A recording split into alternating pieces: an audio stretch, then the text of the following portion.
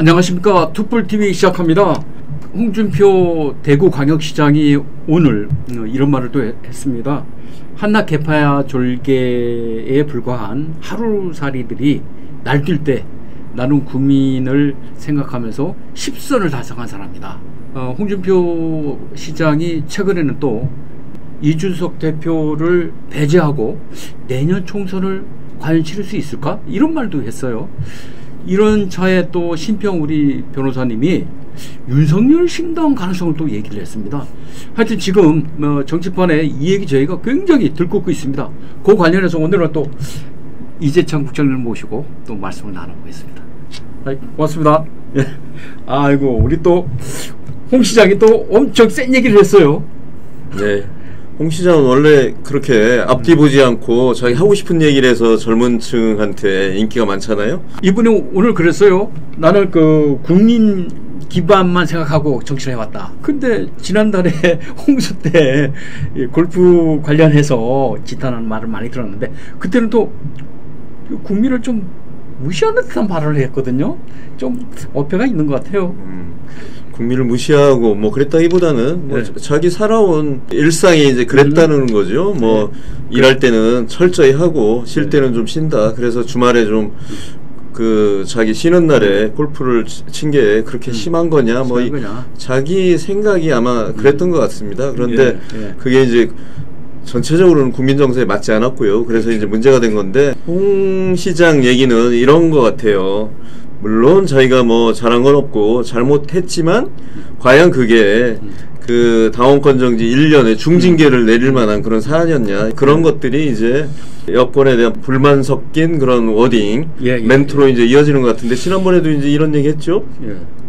그 이준석에 이어서 이제 홍준표까지 내치고 과연 총선 치를 수 있겠나, 이런 얘기를 한 게 이제 그런 불만의 간접적인 표현이었는데, 그런 것이 이제 그 쫄개 같은 사람들이 아니라 나같이 국민만 보고 정치한 걸로 하면 10선급이다 이런 얘기로 이제 이어진 게 아닌가 싶습니다. 그리고 그게 어찌 보면 뭐 또 청년층에서는 뭐 조금 공감하는 그런 부분이 있지 않을까 싶기도 해요. 뭐 사실 정치권이 그냥 개파 중심으로 이렇게 움직이고 뭐 보수 정치 이런 게 이제 뿌리 깊다 보니까 이제 홍준표 시장 같은 사람이 사실은 설 자리가 별로 없는 거죠. 뭐 개파도 없고.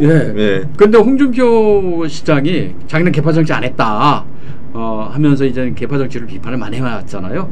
그런데 홍준표 시장이 본인이 개파 정치를 할 능력이 없어서 자기를 따르는 사람이 없었던 건 아닌가요? 그 홍준표 시장 하면은 원래 모래시계 검사로 이제 유명하지 않습니까? 그리고 모래시계 검사는 타협 없는 정의를 추구하는 검사였기 때문에 그게 이제 인기가 있었던 거고, 그런 걸 그런 모래시계 검사라는 그런 이미지를 타고 이제 뭐 성공한 사람이잖아요. 사실 그런 측면에서 보면 최근에 이런 개파 정치 이런 거에 대해서 뭐 비판할 만한 뭐 그런 게 아니었나. 그리고 이제 기본적으로 타협하고 그리고 남의 밑에 가서 이렇게 정치하는 거 이런 거에 익숙하지 않은 사람 같아요. 이준석 전 대표랑 홍준표 전 대표, 이 두 전 대표가 공감대가 있는 것 같아요. 특히 20대 남성들한테 어필할 수 있는 말을 많이 해요. 그래서 20대 남성들한테 인기가 높습니다, 사실. 그래서 이제 서로 통하는 데가 있는데, 홍준표 대표가 이준석 전 대표를 이렇게 옹호하는 발언을 이렇게 자주 하는 그런 배경은 어떻게 볼까요? 봐야 되나요? 자주 하지는 않는 것 같고요. 두 사람이 그렇게 친한 사이도 아닙니다. 스타일은 매우 다른 스타일이고요.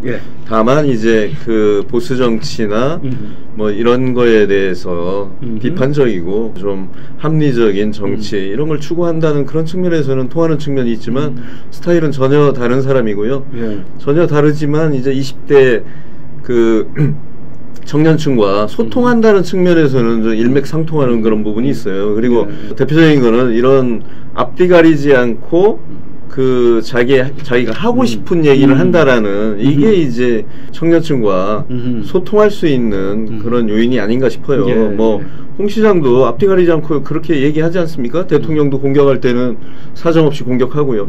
그리고 뭐 이준석 전 대표는 더 심하죠. 예, 그게 이제 20대도 이제 매우 실사구시를 중시하잖아요. 구태연한 그런 정치보다는 뭐 자기 하고 싶은 말을 하고. 그리고 뭐 싫으면 싫다 이렇게 얘기하는 게 이제 20대죠. 예, 예. 이준석 전 대표가 여의도 재건축 조합이라는 뭐 유튜브를 시작을 했는데 자기는 뭐 어떻게 해서든지 공천을 안 주더라도 나는 출마하겠다 이랬잖아요. 당연히 출마하겠죠. 네. 대구 출마를 하겠다 이렇게 받아도 됩니까? 그걸 통해서 이제 대중성을 더 확보하고 총선 출마하려고 하는 준비 과정이라고 봐야 되지 않습니까? 예, 예, 예. 뭐 노원병에 여러 차례 그 출마했다가 떨어졌지만 이번에도 이제 공천을 주면 국민의힘 후보로 노원병에서 나가서 한번 승부를 겨뤄보겠다 이런 입장이고요. 다만 저 이준석 대표가 얘기하는 거는 만약에 공천을 가지고 장난을 친다 뭐 이 얘기는 윤 대통령과 이제 대립각을 세우고 뭐 이런 것 때문에 국민의힘에서 공천을 주지 않을 경우에 이제 어떻게 할 거냐 뭐 가만히 안 있겠다고 얘기를 했었죠. 예, 예. 대구에서 출마할 가능성이 열려 있는 것 같긴 합니다. 그 관련해서 유승민 전 의원이 그런 얘기를 했어요. 이준석 대표 관련해서 검찰이 지금 이준석 대표가 자기 이제 좀 피의자로서 조사를 받았잖아요. 피의자인지 아니면 하여튼 하여튼 검찰 조사를 받았는데 이준석 대표가 그에 대해서 자기는 무고다 해서 무고죄를 또 고소를 한 것 같아요. 그런데 그게 지금 아직 pending 상태에서 해결이 안 돼 있다. 그래서 유승민 의원은 아니 검찰은 빨리 수사를 해가지고 결론을 내야 된다 이런 얘기를 했어요. 그러면은 이게 만약에 이준석 대표 이 무고죄가 성립이 안 된다 그러면은 이준석 대표한테 굉장한 데미지가 되지 않습니까? 근데 이제 이거는 사실 그 성 관련된 문제는 가장 중요한 포인트는 이게 지금 그 시한을 넘긴 거예요. 공소시효가 지나서 뭐 처벌할 수 있는 그런 근거가 없어요. 그런데 다만 이제 이거는 도덕적, 정치적 그런 책임을 져야 되는 이런 부분인데 사실 이거 구체적으로 드러나는 부분이 없고 그래서 유야무야 되는 그런 분위기가 좀 있는 거고요. 그리고 이제 뭐 유승민 의원과 이준석 전 대표는 특별한 관계죠. 사실 지난번에 유승민 전 의원이 대선 후보로 출마할 당시에 그 같은 당에 있었죠. 지금 뭐 금태섭 전 의원 신당 얘기가 있고요. 그리고 양양자 의원도 신당 하겠다고 했고 또 여러 군데서 뭐 신당 얘기가 나오고 있는 마당에 신평 변호사는 또 지금의 국힘의 이런 그 모멘텀 가지고 대체 총선을 칠 수 있겠냐. 그래서 윤석열 신당이 필요하다. 이런 얘기를 했어요. 지금의 국민의힘으로 내년 총선을 치르면 수도권에서 전멸을 할 수 있다. 이렇게 얘기를 한 거죠. 그래서 이제 윤 대통령과 친한 사람들을 중심으로 해서 신당을 만들 생각이 있는 것 같다. 뭐 이렇게 이제 전한 거죠. 여론조사 결과를 토대로 해서. 그런데 이제 국민의힘 쪽에서 근거 없는 얘기고 그런 걸로 인해서 이제 그런 게 그 여당 출마를 준비하는 사람들한테 큰 타격이 될 수 있다. 그러면서 이 근거 없는 얘기를 하면 안 되지 않느냐 이런 비판적인 목소리가 많이 나왔어요. 그래서 그 심평 변호사가 이제 그걸 취소한 거죠. 사과하고 이제 취소한 건데 뭐 제가 보기에는 그런 부분들이 다 가짜 뉴스였을까 뭐 그렇게 생각은 안 합니다. 이건 분명히 있는 것 같아요. 국민의힘이 윤석열 정부와 같이 어떤 돌파력을 만들어야 되는데 여러 가지 뭐 제약적인 요소가 있긴 있지만 제대로 이게 가동이 안 되는 것 같은 느낌이에요. 국민들은 사실은. 그러니까 지금 중요한 거는 이제 윤석열 정부 출범이 1년 뭐 몇 개월이 지났잖아요. 그런데도 지금 그 핵심 정책이라고 하는 것들, 이것들은 다 입법이 뒷받침돼야 되는 것들인데 실제 지금 거대 여당에 막혀서 되는 게 아무것도 없지 않습니까? 그리고 뭐 거대 여당은 뭐 저희 간호사법 제정안이니 뭐 양곡관리법 이런 거 그냥 밀어붙이고, 지금도 이제 노란봉투법 뭐 이런 민주당에 유리한 포퓰리즘 법안만 밀어붙이려고 하는 이런 상황이고요. 그렇다 보니까 그 내년 총선에서 그 승리하지 않으면 사실 윤석열 정부가 그런 국정 동력을 받을 수가 없어요. 심하게 얘기하면 레임덕에 빠질 수 있는 이런 상황이에요. 그렇다 보니까 그러면 똘똘 뭉쳐서 내년 총선에서 승리해야 되는데, 그러기 위해서는 결국은 어떤 게 필요하냐 이런 걸 고민하는 과정에서 윤 대통령과 친한 사람들을 중심으로 해서 진짜 국정 운영을 제대로 할 수 있는, 그런 뒷받침할 수 있는 신당을 만들면 어떻겠느냐, 이런 얘기들이 아마 물밑에서 좀 있었지 않을까 이런 생각은 해요.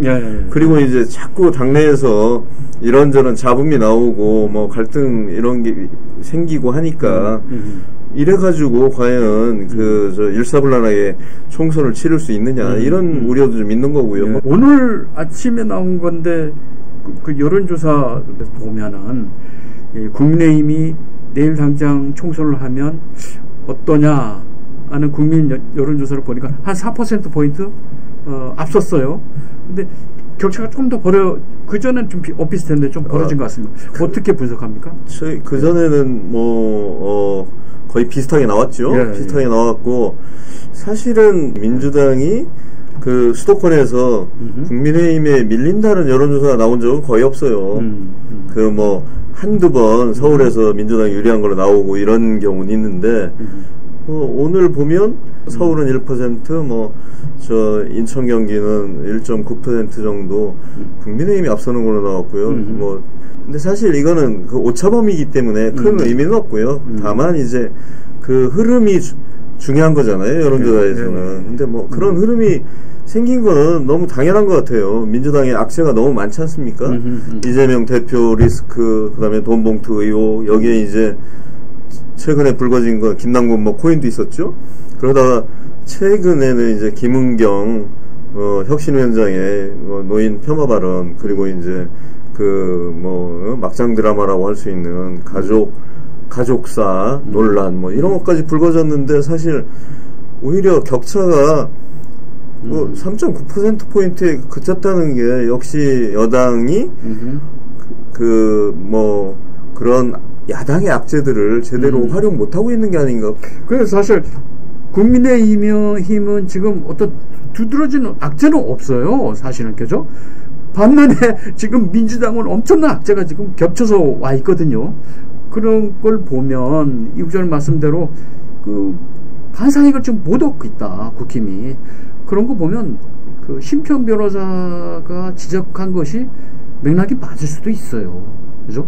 하지만 대통령이 나서서 신당을 창당할 수도 없는 거고, 하여튼 자연스럽게 공천 과정에서, 공천 심사나 이런 과정에서 좀 뜨뜻미지근하는 이런 이 의원들이나 이런 사람들은 좀 골라지지 않겠습니까? 그러면은 자동적으로 윤석열 신당이 되는 거죠, 뭐. 제가 보기에는 인위적인 윤석열 신당을 창당하기는 쉽지도 않고요.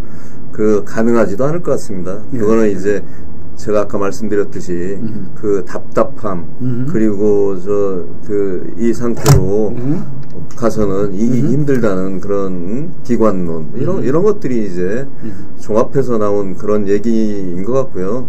지금 말씀하신 대로 사실 총선 공천 과정에서 국정에 도움이 될 만한 사람들로 많이 공천을 하고 공천 물갈이를 많이 이루어서 만약에 내년 총선에 이긴다면 그게 사실상 윤석열 신당이다, 저는 그렇게 봐요. 그리고 그런 가능성이 더 높다고 이렇게 봅니다.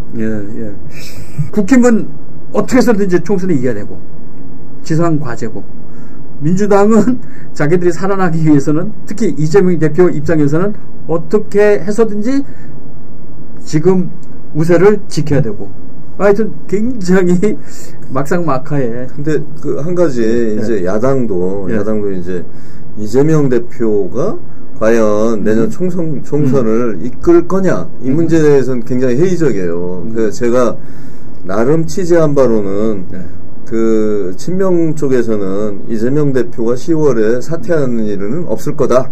없을 거다. 뭐 이런 말도 이제 공식적으로 부인하고 있는데 제 취재로 보면 그 상당한 가능성이 있다. 그 뭐 10월이 될지 그게 11월이 될지는 모르겠어요. 그거는 이제 여러 가지 사정을 따져봐야 될 텐데 아마 최소한 연말 이내에는 그 이 대표가 사퇴하고 그 비상대책위원회를 꾸릴 가능성이 높다. 그리고 이제 조금 더 나가서 그 이재명 대표가 차기 총선 불출마를 선언할 가능성도 매우 높다. 이렇게 봅니다. 왜냐하면 그 지금 상태로 가서 총선에서 지면 이재명 대표는 사실 미래가 없어요. 그렇죠. 그 중간에 이제 뭐 대표직도 할 수 없게 되거니와 정치적으로 이제 거의 그 죽게 되는 이런 상황을 맞을 수 있기 때문에 뭐 오히려 이제 그런 걸 감안해서 일단은 그 대표직 사퇴 그리고 총선 불출마 카드를 던질 가능성이 상당하다 이렇게 저는 봅니다. 그러니까 전진을 위한 1보 또는 2보 후퇴 이렇게 봐야 되겠네요. 뭐 그런 거로 볼 수 있겠죠. 예. 오늘 뭐 여러 가지 말씀 고맙습니다. 예. 오늘은 홍준표 그 대구광역시장이 굉장히 또 날선 그런 얘기를 한 걸 갖고 지금 여야 총선을 향해 뛰고 있는 여러 가지 움직임에 대해서 우리 이재찬 국장님을 모시고 말씀 나눠봤습니다. 앞으로 하여튼 총선까지는 정치 계절입니다. 여야가 어떻게 이합집산을 하고 또 새를 모을지 그런 쪽으로 계속 얘기를 나눠보겠습니다. 오늘 특별TV 마치겠습니다. 감사합니다.